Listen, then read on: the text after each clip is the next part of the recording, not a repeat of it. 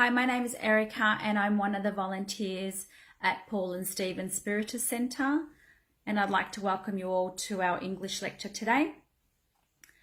For those of you who are familiar with Spiritism and with our lectures, you'll know that our lectures are based on the Gospel according to Spiritism, and today we are going to be speaking about chapter 14, which is Honour Your Father and Your Mother, and the item is 8, which is corporeal relationships and spiritual relationships. So as we always, before we do our lecture, we do start with a prayer. So I'm going to invite you all to sit comfortably on your chairs. You can either close your eyes or keep them open, whatever makes you feel more comfortable with.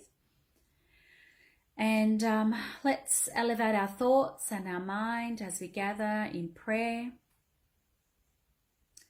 Let's take a few deep breaths so that we can, as we breathe out, we can feel the calmness. We can let go of some of the stresses that we may be carrying with us today.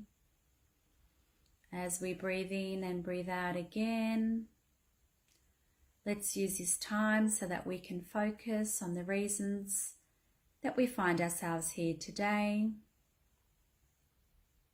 As we gather in prayer, let's ask our guides and mentors to help us to open our hearts and our minds. Let's thank God for giving us this opportunity to be here today. And as we start, let's start with our Lord's Prayer. Our Father, who art in heaven, hallowed be thy name. Thy kingdom come, thy will be done on earth as it is in heaven. Give us this day our daily bread, and forgive us our trespasses, as we forgive those who trespass against us. And lead us not into temptation, but deliver us from evil. So be it. Thank you. Okay.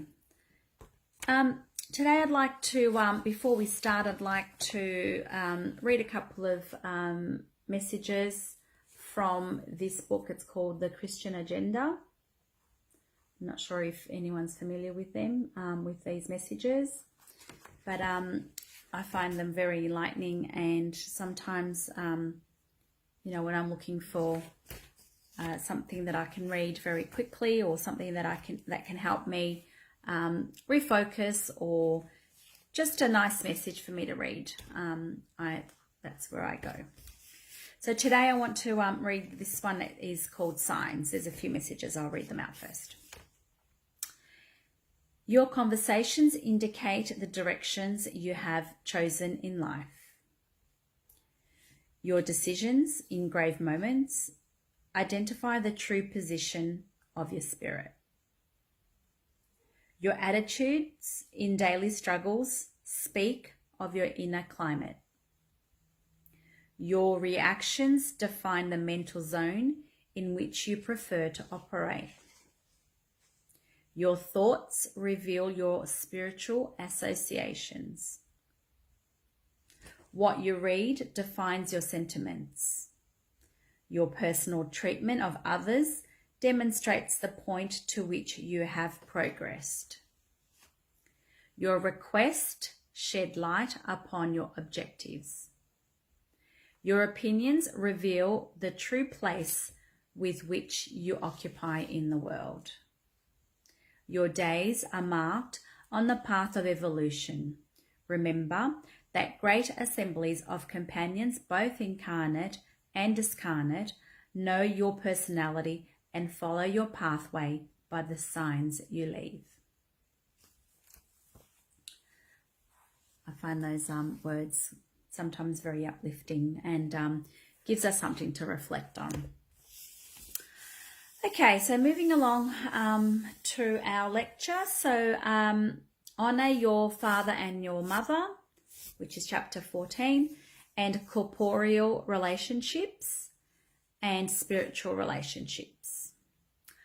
So for me to to start speaking about, you know, your corporeal relationship or spiritual relationship, I wanted to sort of talk a little bit about what we as spiritists believe in, because I think that will give us the basis for this lecture. So as spiritists, we do believe that we have lived on this earth before, and that we are living again. We have been reincarnated into this experience or this life. And because we do believe in reincarnation, we do believe that we have come with some predisposition of certain characters or certain things that we may need to experience in this lifetime. So because we do believe that we have, you know, lived in another existence, this is how we can explain why we find some affections for certain people and we have some aversions for other people, or whether it be family members or friends. So if we look at the basis that we have lived before, as spiritists, we also believe that we are primarily spirit before we are incarnated, and the body is simply a vehicle that we use to for us to manifest, for our spirit to manifest.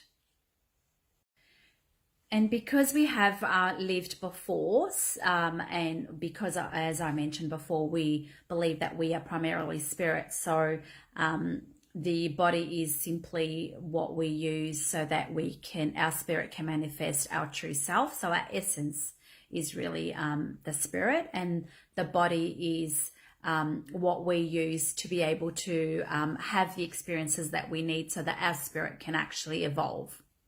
So through the incarnations that we live, this is how we are able to perfect our spirit, and with each incarnation that we have, we are essentially are able to evolve and become a better spirit. And talking about the experiences that we've had before we're incarnated into this lifetime, we are in the spirit world first, and then in the spirit world is where we prepare ourselves to come to this earth so that we can have another existence, so we can have another experience in the body. And before we do that, before we do come to the earth, we are in the spirit world, you know, sort of like planning what it is that we're going to do when we come to this earth, what it is that we need to do. You know, what do we need to better ourselves? Do we have any things that we have done in the past life that we need to come to this life and do again or do better? Or is there anything that we need to help in this lifetime that we didn't in the previous lifetime? And this is where, when we're talking about the family ties or the corporeal ties that we may have, this is the planning that comes before we are born. So when we are born into a family, when we are born into that unit that God has entrusted us in, that unit where He has placed us with the best condition for us to grow, that condition, that family, there is a reason why we find ourselves there, why God has given us that particular mother or that father or that brother or sister. We need that. Most of the times we have asked for that experience. We have asked to be born in that circle or in the middle of, you know, that particular condition, because that's what our spirit needs. Whether it be because we need it to evolve, whether it be because we need it so that we can repent or atone for some of the things we have done in the past, some things we have to redo, or things that we didn't do that we need to do now. And God has given us that family to allow us to do that. in the best that we can. Because in the spirit world, before we come here, we know exactly what we want. We ask for that experience. We ask for those parents. We ask so that we can come back and do right what we didn't do in the previous existence. And then when we get here on this earth and when we are born into that family, then we start to experience, those things that we need to adjust. And sometimes that's where the difficulty happens. And we have issues with our family or with a family member or somebody in the family that we don't seem to get along. As children, you might manifest that through, fights or arguments, or you might find as you start growing a little bit older and become, have those personalities flourish, then you start to sort of distance yourself either from a family member or find that, your paths aren't going the same way. And sometimes that is because they're the things that you've come from and you've brought from your previous life, and you are now trying to adjust with with that particular person. So they're the people that we are born for a reason. They're the people that we should be living with and working with, so that we can either help ourselves or help them. That's the corporeal relationships that that we are talking about, because they are made through the body. So you might have had a previous existence, then you come into this earth because you need to be in that family, and that link is because you need to do something, you need to get something done. Sometimes you're born into a family that you're not really, it's not really for you, it's more for them. We don't really know. We are very lucky to have or really blessed that we don't remember our previous existences and why we are, where we are, and born to a certain mother or a father, or along with your family members. We're very blessed because we don't know what we've done and we don't know what they've done. So in that way, that's a blessing that we don't remember. But our spirit knows. Our spirit carries those the imprints. They carry the sensations and the feelings that you get when you're affronted with somebody who you have had problems with in the past. Somebody who may have done something to you terrible in your previous life. And then all of a sudden, you find yourself in this incarnation having to, share a house, share your life with somebody who you don't quite know why you feel that way. It's your spirit that knows it. That person hasn't done anything to you in this lifetime for you to feel that, but you just carry that with you. Then let's talk about the spiritual relationships. So those are the ones that were perhaps from previous lifetimes as well, or a spirit that you have an affection with, a spirit that you have had previous existences with, but they were pleasant ones. They were ones of of care and tenderness, or somebody that you had lived in a previous life where you had missions together and you've created a bond. So those bonds are made in the spirit world. They're not so much a family, but these are people that when you meet them again in this lifetime, they feel like a family member to you. They feel very familiar or very close. You find that, you might meet somebody and you have an instant connection or an instant affection for that person, but nothing in this life can actually explain to you why you feel that way towards that person. And that's what we call the spiritual relationship, because you would have had that before. You would have had that connection, and then once meeting that person again in this incarnation, you feel that immediate affection, immediate connection with that person.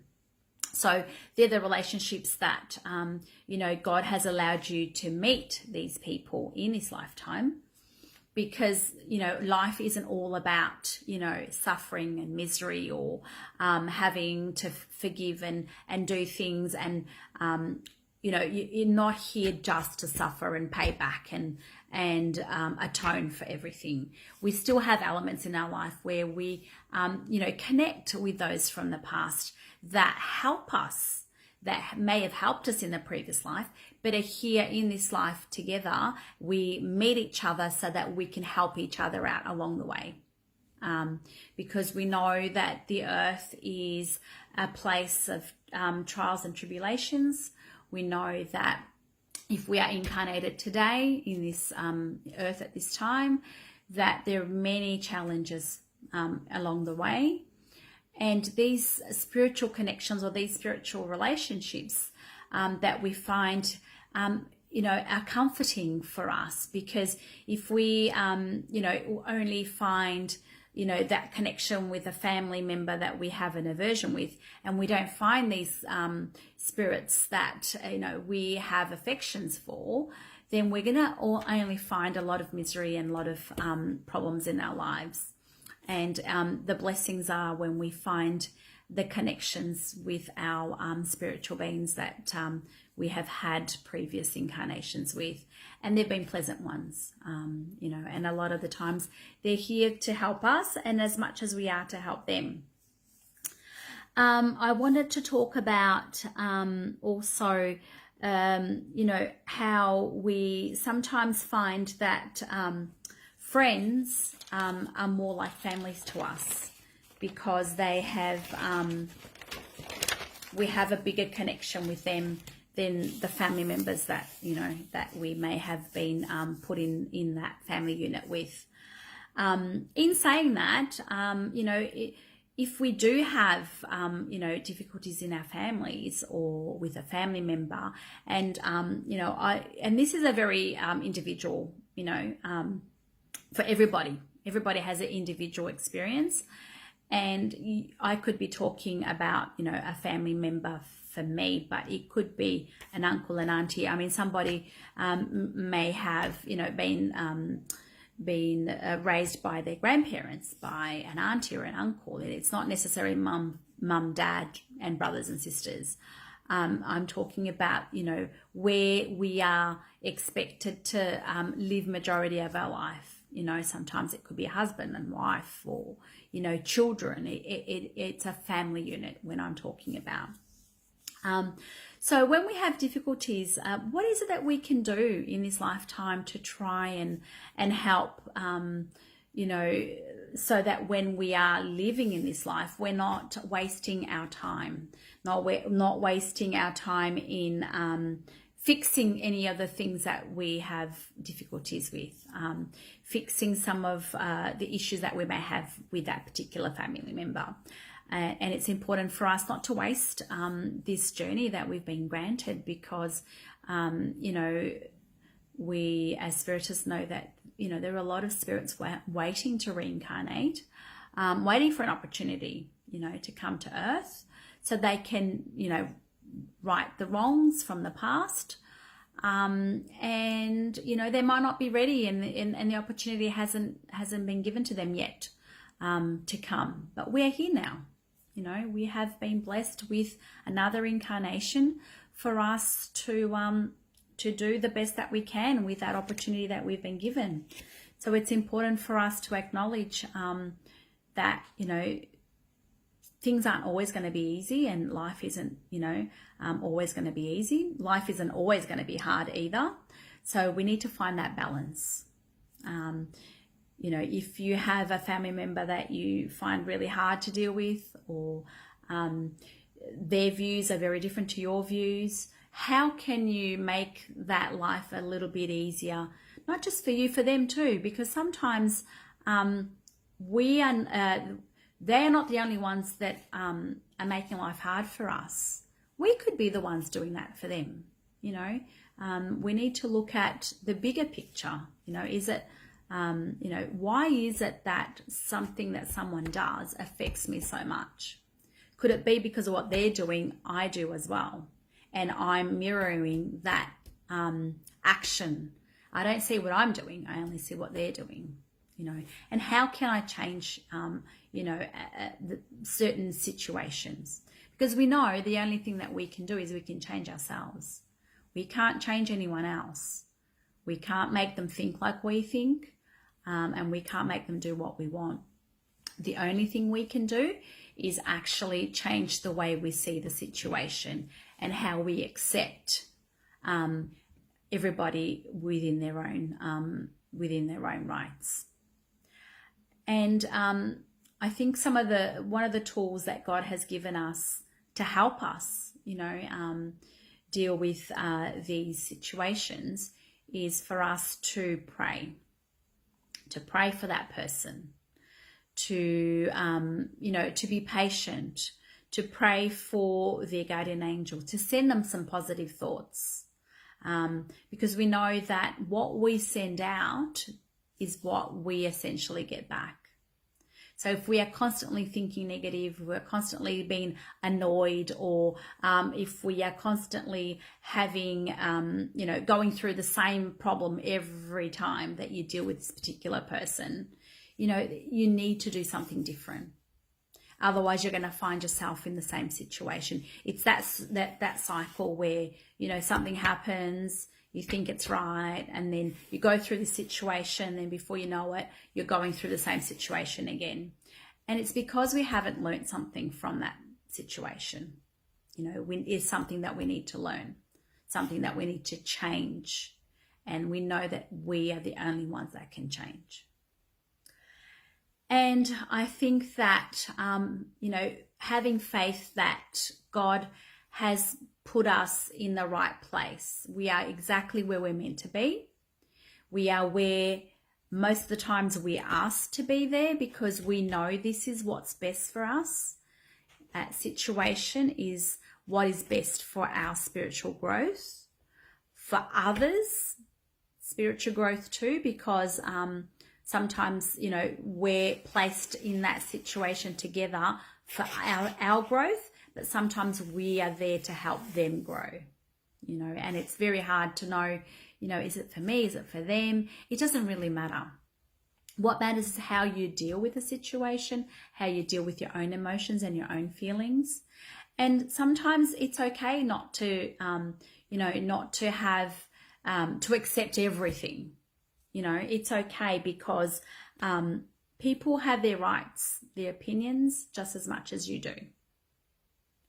But you need to respect others as you like to be respected as well.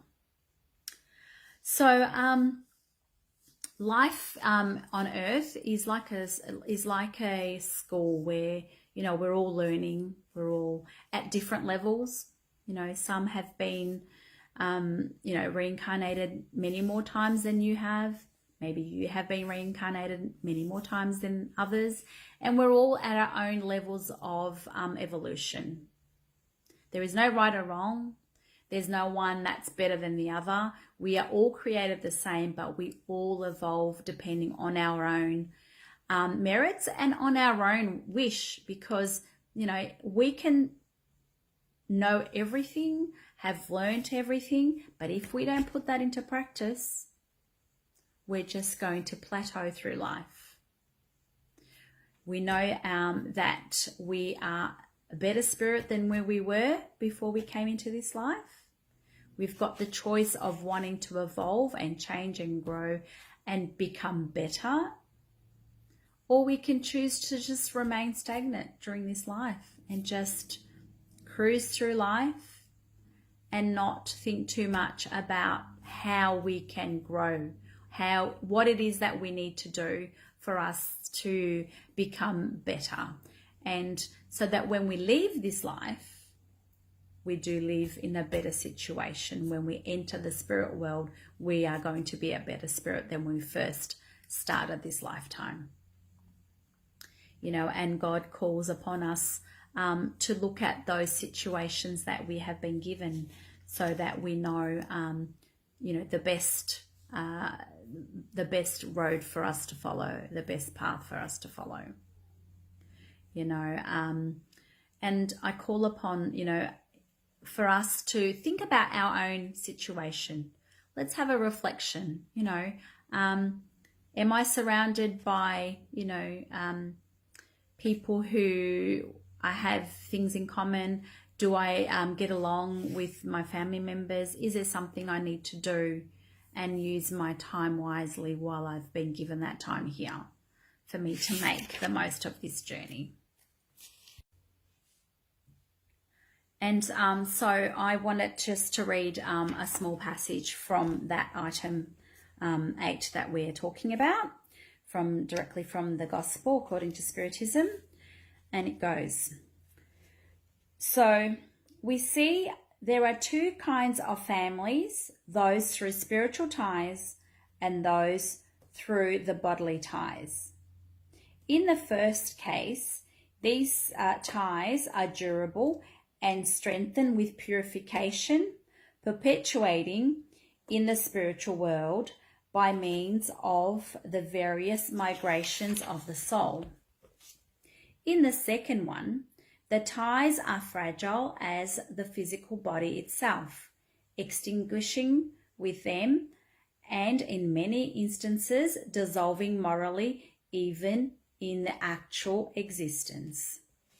So this is why I was saying before about, you know, your physical ties with that particular family, because if we don't work hard within that opportunity that we've been given, this can happen. We can, you know, distance ourselves from the family members. We can distance ourselves from that family because we don't have that much of a connection. We have more of a connection with somebody else who's not a family member.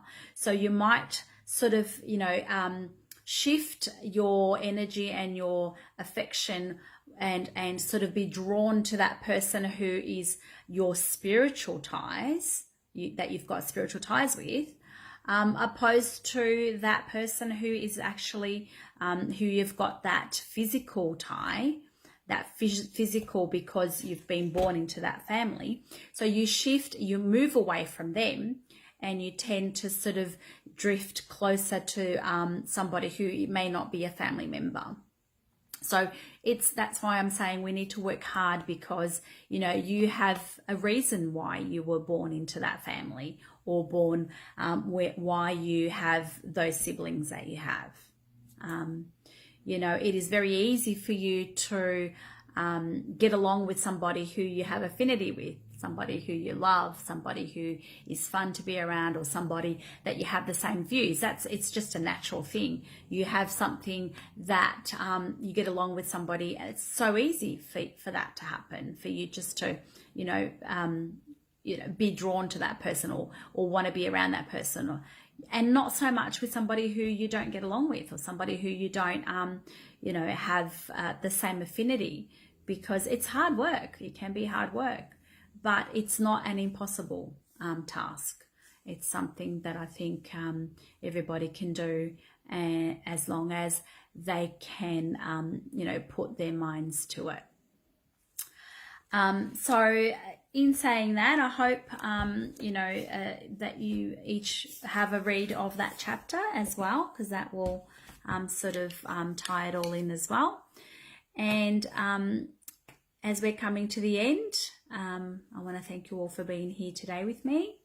Hope that you've enjoyed my lecture.